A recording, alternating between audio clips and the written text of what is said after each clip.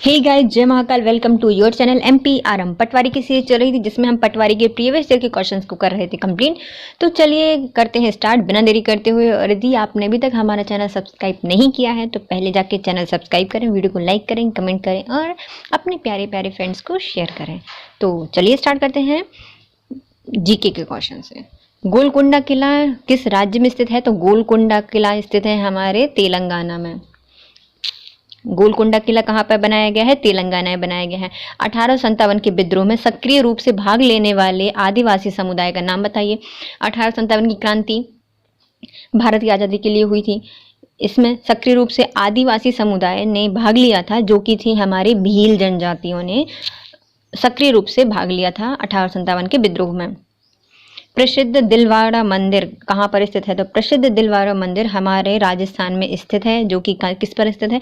अरावली पर्वत श्रृंखला के ऊपर दिलवाड़ा मंदिर राजस्थान में स्थित है। निम्नलिखित में से कौन सा क्षेत्र मध्य प्रदेश में नहीं आता? तो मध्य प्रदेश के अंतर्गत कौन सा नहीं आता? मालवा आता है, बुंदेलखंड आता है, महाकौशल आता है। लेकिन छोटा नागपुर का पठार मध्य प्रदेश से संबंधित नहीं है, बल्कि झारखंड, छत्तीसगढ़ नहीं, झारखंड बिहार वाले रीजन में आता है छोटा नागपुर पठार। इसको भारत का रूर कहा जाता है। टाटा मूलभूत अनुसंधान संस्थान की स्थापना किसने की थी? तो टाटा मूलभूत अनुसंधान है, इसकी स्थापना HJ भाभा ने की थी। HJ भाभा के द्वारा टाटा की स्थापना की गई थी। किस राष्ट्रीय उद्यान में आप शायद भगवान विष्णु की अद्वितीय 11 मीटर लंबी प्रतिमा शेषशैया पर पाएंगे? तो ऐसी कौन सा राष्ट्रीय उद्यान है मध्य प्रदेश में जहां पर हमें भगवान की सही मतलब सोते हुए विष्णु भगवान की प्रतिमा मिलेगी, जो कि कितनी है? 11 मीटर लंबी है और यह शेषशैया पर पाई जाती है। ये है हमारे बांधवगढ़ नेशनल पार्क में। ये कहाँ पर स्थित है? उमरिया में है। मानव शरीर में ऊर्जा आवश्यकताओं को मापने की इकाई क्या होती है? तो मानव के शरीर में जो ऊर्जा की आवश्यकता होती है, इसकी इकाई क्या होती है? तो हम कैलोरी में ऊर्जा को बर्न करते हैं।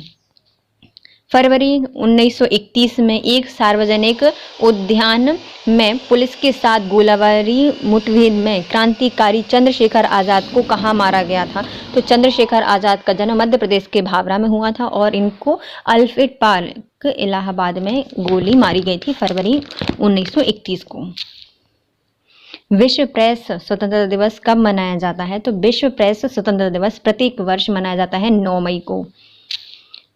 संसद की संयुक्त बैठक की अध्यक्षता कौन सा करता है? तो संसद के जब राज्यसभा और लोकसभा में किसी बिल को लेकर विवाद हो जाता है या फिर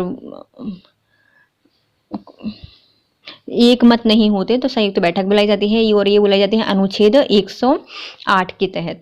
और इसकी अध्यक्षता करता है लोकसभा का अध्यक्ष। लोकसभा का अध्यक्ष संसद की संयुक्त बैठक की अध्यक्षता करता है।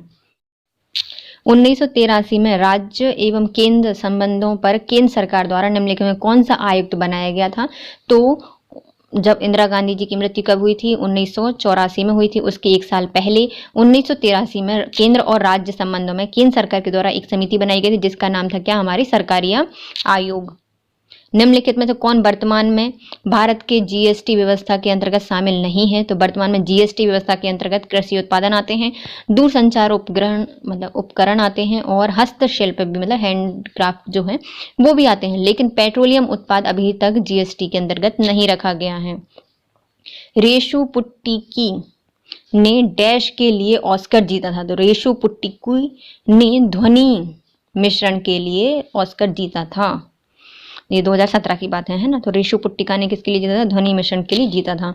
2017 में पर्यावरण पर विश्व सम्मेलन कहाँ आयोजित किया गया था? 2017 में पर्यावरण के लिए विश्व सम्मेलन हुआ था हमारी प्यारी नई दिल्ली में।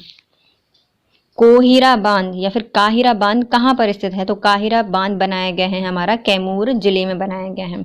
तो कोहिरा बांध कहाँ पे बनाया गया है? कैमूर जिले में बनाया गया है। मध्य प्रदेश में निम्नलिखित जिलों में से किसमें शाही मस्जिद और शाही मस्जिद के साथ मोती मस्जिद स्थित है? तो शाही मस्जिद और मोती मस्जिद है हमारे विदिशा में। विदिशा के लोग हर बिल्कुल थोड़े से शाही परिवार जैसे रहते हैं, तो वहाँ पे क्या मिलते हैं? मोती मिलते हैं। यहाँ वहाँ डले रहते हैं तो शाही सही में मिलते हैं, है ना। शाही मस्जिद और मोती मस्जिद कहाँ पर है? तो हमारे विदिशा में, हर दिशा में फैले रहते हैं। कौन कौन से? शाही मस्जिद और मोती मस्जिद कहाँ पर है? हमारे विदिशा में स्थित हैं। बाण सागर बांध किस नदी पर बनाया गया है? तो बाण सागर हमारा किसका है? सोनी का है, तो सोन नदी पर बनाया गया है। कौन सा स्थान मालवा के कश्मीर के रूप में प्रसिद्ध है? तो मालवा का कश्मीर कहा जाता है हमारे नरसिंहगढ़ को, जो कि कहाँ पर स्थित है? राजगढ़ में स्थित है। कटनी के झिंझरी गांव किस लिए प्रसिद्ध है? तो जो कटनी का झिंझरी गांव है वो चट्टान और गुफा चित्रकारी के लिए जाना जाता है। झिंझरी गांव कहाँ पे है? कटनी में है, और यहाँ पर चट्टान और गुफा चित्रकारी के लिए फेमस है। और विदिशा में क्या है? हमारी शाही मस्जिद और मोती मस्जिद। इसके पहले क्या पढ़ा है हमने? ये नरसिंहगढ़ को क्या कहा जाता है? तो इसे कहा जाता है मालवा का कश्मीर। खजुराहो मंदिरों का निर्माण किसने करवाया था? तो खजुराहो मंदिरों का निर्माण करवाया था चंदेल वंश ने।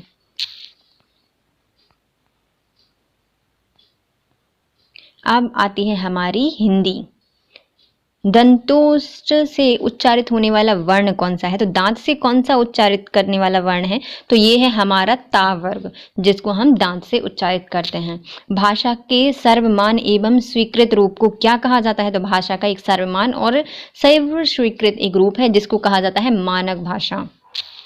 उच्चारण के आधार पर व्यंजनों को कितने आधार पर बांटा गया है? तो उच्चारण के आधार पर व्यंजनों को बांटा गया है 9 आधार पर।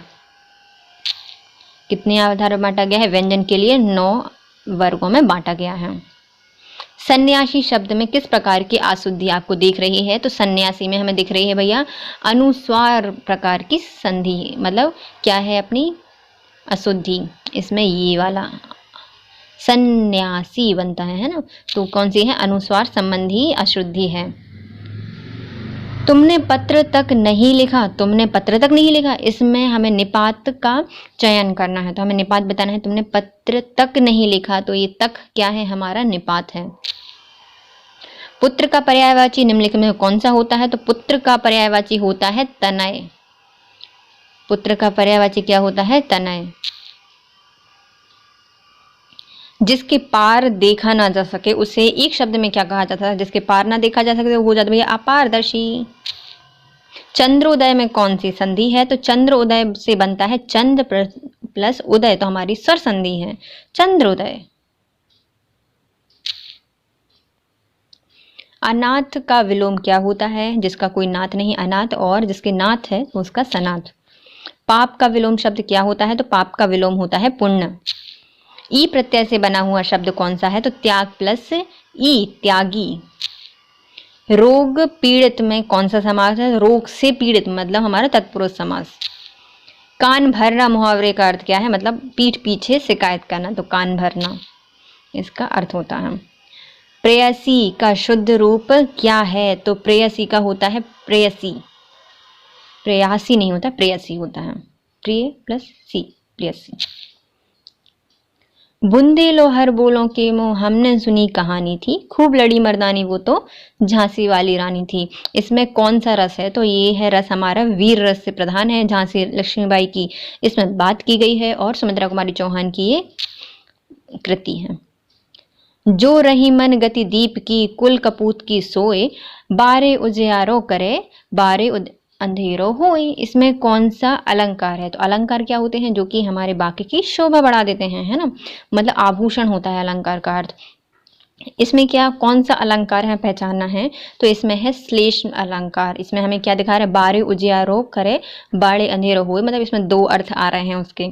तो जो रही मन गति दीप की, कुल कपूत की सोए, बारे उजियारो करे, बारे अंधेरो होए। इसमें है हमारा श्लेष अलंकार। सर्जित शब्द में कौन सा समास है? तो सर्जित में है हमारा तत्पुरुष समास सर्जित। निम्नलिखित में से पंक्ति में हमें उपमा अलंकार के उदाहरण को बताना है। तो उपमा अलंकार में क्या दी जाती है? उपमा दी जाती है ना। नाथ सकल सुख साथ तुम्हारे नहीं, वह दीपशिखा सी शांत भाव में लीन। तो हमारे सी सा मानो जनु ये किस में आते हैं? ये हमारे उपमा में दी जाते हैं। तो उपमा अलंकार में किस में उपमा अलंकार है? तो वह दीप शिखासी शांत भाव में लीन, इसमें उपमा अलंकार है।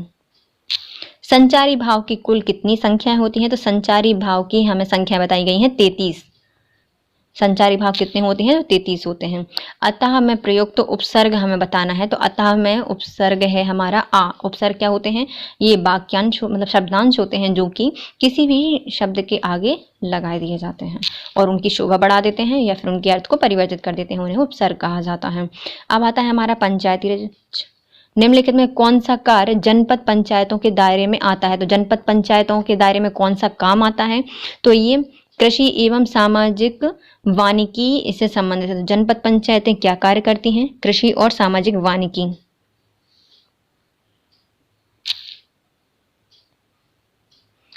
देवास में महिलाओं की पंचायत स्तर पर भागीदारी को बढ़ाने के लिए आरंभ किए गए कार्यक्रम का नाम बताइए। तो देवास में महिलाओं की पंचायत स्तर पर भागीदारी बढ़ाने के लिए पहल चलाई गई है जिसका नाम है सखी पहल। मध्य प्रदेश में एग्रो एयरपोर्ट जोन का उद्देश्य क्या है? तो मध्य प्रदेश में एग्री एयरपोर्ट है, उसका उद्देश्य है किसी विशिष्ट उत्पादन के निर्यात में बढ़ोतरी करना। मतलब जो विशेष उत्पाद हैं हमारे मध्य प्रदेश के, उनके निर्यात को बढ़ोतरी करना, ये हमारे एग्रो एयरपोर्ट या फिर एग्री एयरपोर्ट जोन का उद्देश्य है। मध्य प्रदेश का कौन सा जिला अधिकतम गेहूं का उत्पादन करता है? तो मध्य प्रदेश में मालवा में सबसे ज्यादा गेहूं होता है और मालवा में भी होशंगाबाद में सबसे ज्यादा गेहूं का उत्पादन किया जाता है। तेजस्विनी ग्रामीण सशक्तिकरण योजना निम्नलिखित में से किससे संबंधित है? तो तेजस्विनी ग्राम सशक्तिकरण योजना का उद्देश्य है जो चयनित जिले हैं उनमें स्व सहायता समूह के माध्यम से महिलाओं को आर्थिक, सामाजिक और राजनीतिक सशक्तिकरण बनाना। तो जो महिलाएं हैं उनको सशक्तिकरण करना है, कैसे? आर्थिक, सामाजिक और राजनीतिक सशक्तिकरण करना है और स्व सहायता समूह के द्वारा। ये हमारा तेजस्विनी ग्रामीण सशक्तिकरण योजना का लक्ष्य है।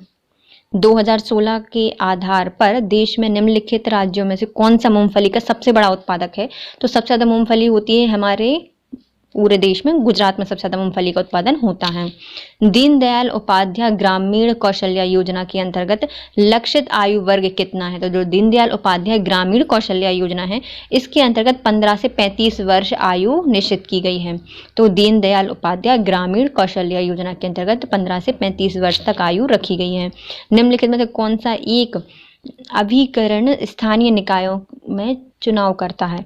तो ऐसा कौन सा अभिकरण है जो कि स्थानीय निकायों के चुनाव करता है? तो वो है हमारी राज्य निर्वाचन आयोग। स्थानीय निकाय क्या होते हैं? जैसे हमें पंचायत हो गई, जनपद हो गई, नगर निगम हो गया, इनका चुनाव कौन कराता है? तो हमारे राज्य निर्वाचन आयोग कराता है। Mahalanobis national crop forecast centre कहाँ पर स्थित किया गया है? तो Mahalanobis national crop forecasting centre बनाया गया है हमारी नई दिल्ली में। क्या है? Mahalanobis national crop forecast centre बनाया गया है। तो हमारी जो क्रॉप होती हैं उनको फोरकास्ट करना है ना, फूड स्पीड से देना। और महालनोबिस है नेशनल सेंटर बनाना, तो हमारे कहाँ पे? नई दिल्ली में बनाया गया है। 2014 में नियुक्त किसानों पर राष्ट्रीय आयोग की अध्यक्षता किसने की थी? 2004 में जो किसानों की राष्ट्रीय आयोग बना था उसकी अध्यक्षता की थी एस.एस. स्वामीनाथन, जिनको भारत में हरित क्रांति का जनक कहा जाता है, एस.एस. स्वामीनाथन को। इन्होंने 2004 में किसानों के लिए जो राष्ट्रीय आयोग बना था उसकी अध्यक्षता की थी। भारत में चाय अधिनियम कब लागू किया गया था? तो चाय अधिनियम आया था अपना 1953 में। हम लोग क्या करते हैं? 53 बिल्कुल पल है ना, 53 13पन। तो 53 को कैसे याद कर सकते हैं? चाय के लिए जाना जाता है। और कॉफी तो अपना वो था 52 अपना कॉफी अधिनियम आया था और 53 में अपना क्या बना है भाई? अपना चाय अधिनियम बनाया गया है। पशु जनगणना 2012 के अनुसार मध्य प्रदेश में कृषि मंत्रालय द्वारा आयोजित दुनिया में मवेशी और बकरियों की आबादी में भारत का कौन सा स्थान था? तो 2012 की जनगणना के अकॉर्डिंग मध्य प्रदेश नहीं, भारत पूरी दुनिया में मवेशी और बकरियों के उत्पादन में या फिर आबादी में था दूसरे नंबर पर। भारत में मवेशी सुधार का एक व्यापक और एकीकृत कार्यक्रम जिससे पहली पंचवर्षीय योजना के दौरान शुरू किया गया था उसका नाम क्या है? तो भारत में मवेशी सुधार का एक व्यापक एवं एकीकृत कार्यक्रम है जिसमें पहली पंचवर्षीय योजना में लागू किया गया था। तो ये क्या है? तो ये है मूल ग्राम या फिर की विलेज इसका नाम रखा गया था। क्या था ये? मवेशियों को सुधार करना। उनका व्यापक और एकीकृत कार्यक्रम था मूलग्राम। गांव का एक मूल उद्देश्य क्या है भाई? हमें जानवर मिले। जैसे ही हम गांव में एंट्री लें और गाय दिख जाए, बकरी दिख जाए, भैंस दिख जाए, तो ये हमारा मेन उद्देश्य है, या फिर क्या है, मूल गांव हम तभी समझेंगे जब हमारे जानवर दिखते हैं गाँव में, है ना। तो कब स्टार्ट किया गया था? उसको पहली पंचवर्षीय योजना में स्टार्ट किया गया था। निम्नलिखित में से ये कौन सी या किस ऐतिहासिक घटना के लिए भूरिया समिति की सिफारिश पर विचार किया गया था? तो भूरिया समिति क्यों बनाई गई थी? तो भूरा भूरा हो जाता है, तो 5वें अनुसूचित क्षेत्र में पंचायतों के लिए विशेष प्रावधान के लिए बनाई गई थी हमारी भूरिया समिति। तो जो 5वीं अनुसूची है उसमें क्या रखे गए हैं? आम्य मैत्री को छोड़कर जितने भी राज्य हैं उनकी पूरी जनजातियां इसके अंतर्गत रखी गई हैं। आम्य मैत्री कौन है? असम, मेघालय, त्रिपुरा और मिजोरम। इसको छोड़कर जितनी भी जनजाति हैं वो 5वीं अनुसूची के अंतर्गत रखी गई हैं। उनमें पंचायतों के लिए विशेष प्रावधान करने के लिए बनाई गई थी हमारी भूरिया समिति। न्यूनतम एवं मनरेगा के तहत सोशल ऑडियो को कैसे निर्धारित किया जाता है? तो जो न्यूनतम मनरेगा के तहत सोशल ऑडियो को कैसे निर्धारित किया जाता है? प्रत्येक 6 माह के लिए उसको ऑडिट को निर्धारित किया जाता है। हम ऑडिट कैसे बनाते हैं? हर 6 महीने में बनाते हैं मनरेगा के तहत। Mahatma Gandhi state institute of rural development and panchayati raj कहाँ पर बनाई गई है? तो Mahatma Gandhi state institute of rural development and panchayati raj बनाई गई है हमारे मध्य प्रदेश के जबलपुर में। सरकार द्वारा 2017 में प्रारंभ किया गया पशु स्वास्थ्य कार्यक्रम किस नाम से जाना जाता है? तो 2017 में सरकार के द्वारा स्टार्ट किया गया था पशु स्वास्थ्य कार्यक्रम। इसका नाम था हमारा पशुधन संजीवनी। भारतीय मसाला अनुसंधान संस्थान Indian institute of spices research कहाँ पर बनाया गया है? तो स्पाइस सबसे ज़्यादा कहाँ पे होते हैं? तो केरल में होते हैं सबसे ज़्यादा मसाले, तो वहीं पे बनाया गया है भारतीय मसाला अनुसंधान संस्थान केरल में। दीनदयाल उपाध्याय ग्रामीण कौशल्य योजना के तहत रोशनी कार्यक्रम के लक्ष्य समूह कौन से हैं? तो रोशनी कार्यक्रम चलाया गया था, उसके जो लक्षित समूह हैं वो कौन है? तो ये हैं हमारे वामपंथी उग्रवाद से प्रभावित क्षेत्रों के युवा। तो इनमें कितनी आयु रखी गई है? 15 से 35 रखी गई है दीनदयाल उपाध्याय ग्रामीण कौशल्य योजना के तहत। और जो नक्सल प्रभावित क्षेत्र है वहां पर युवाओं को प्रोत्साहित करना, उनको एजुकेटेड करना। तो वामपंथ उग्रवाद से प्रभावित क्षेत्रों के युवाओं के लिए इसको चलाया गया है। नेक्स्ट है हमारा कंप्यूटर नॉलेज, तो इसको स्टार्ट करते हैं। वेब पर पब्लिक द्वारा एक्सेस के लिए पोस्ट किए गए पर्सनल जनरल क्या होता है? तो डैश वेब पर पब्लिक किया गया एक एक्सेस होता है जिसमें पोस्ट किए गए पर्सनल जनरल होते हैं, उसे कहा जाता है ब्लॉग। तो ब्लॉग किससे बना होता है? वेब प्लस लॉग से बना होता है ब्लॉग। और ये वेब पर पब्लिक द्वारा एक्सेस करने के लिए पोस्ट किया गया एक जनरल होता है। नॉर्टन क्या है? तो नॉर्टन एक है एंटीवायरस सॉफ्टवेयर। नॉर्टन क्या है? नॉर्टन है एक एंटीवायरस सॉफ्टवेयर। फॉर्मेट में उपलब्ध होती है ऑडियो फाइल किस फॉर्मेट में उपलब्ध होती हैं? तो ऑडियो फाइल मतलब जिनको हम सुन सकते हैं तो ये होती हैं हमारे MP3 फॉर्मेट में उपलब्ध।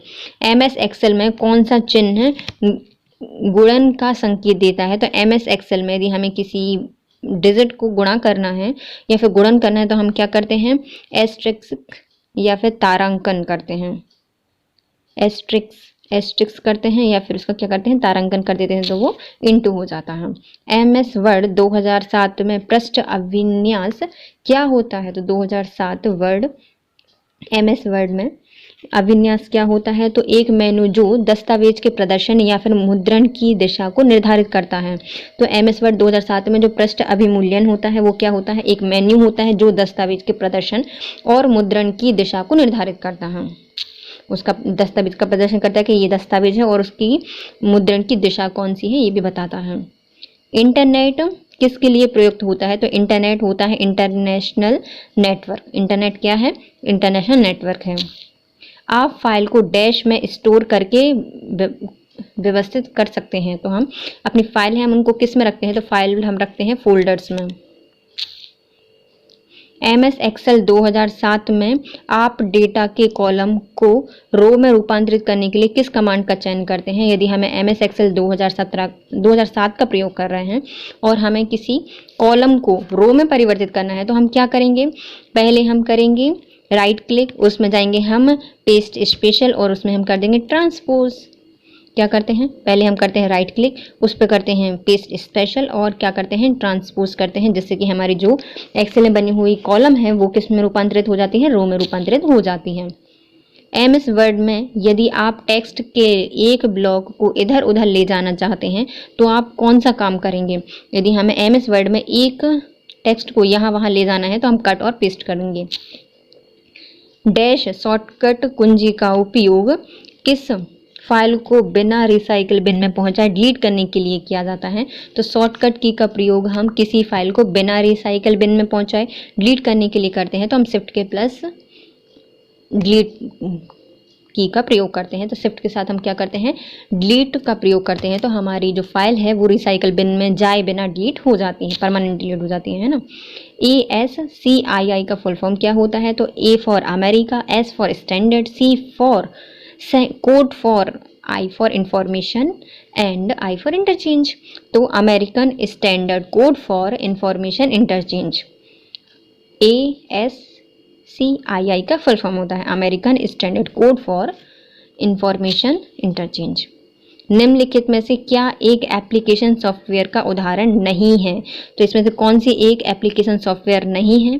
तो वर्ड प्रोसेसिंग है, डेटाबेस है और स्प्रेडशीट है, लेकिन जो डॉस है वो एक एप्लीकेशन सॉफ्टवेयर नहीं है। एक वर्ड डॉक्यूमेंट का डिफ़ॉल्ट पेज साइज क्या होता है? तो जो हमारे वर्ड डॉक्यूमेंट होता है उसका डिफ़ॉल्ट पेज साइज होता है A4। बेस सर्वर हैं जो विभिन्न प्रोटोकॉल या सेवाओं का उपयोग करते हुए दो अलग अलग नेटवर्क्स के मध्य कनेक्टिंग लिंक प्रदान करने के लिए कॉन्फ़िगर करता है। निम्नलिखित में से किस रूप से जाना जाता है? बेस सर्वर जो विभिन्न प्रोटोकॉल और सेवाओं का उपयोग करते हैं, मतलब अलग अलग प्रोटोकॉल का प्रयोग करते हैं और अलग अलग सर्विसेज देते हैं और दो अलग अलग नेटवर्कों के मध्य कनेक्टिंग लिंक प्रदान करते हैं, मतलब हमें कनेक्ट करना है एक दूसरे कंप्यूटर से तो हम कौन सा कॉन्फ़िगरेशन करते हैं? इसको हमें किस नाम से जाना जाता है? तो हमारे गेट से जाना पड़ता है तो हम क्या करते हैं? गेटवेज का प्रयोग करते हैं। अलग अलग नेटवर्क में जाने के लिए अलग अलग प्रोटोकॉल का प्रयोग करते हैं और एक नेटवर्क से दूसरे नेटवर्क को कनेक्ट करने के लिए हम क्या करते हैं? गेटवेज का प्रयोग करते हैं।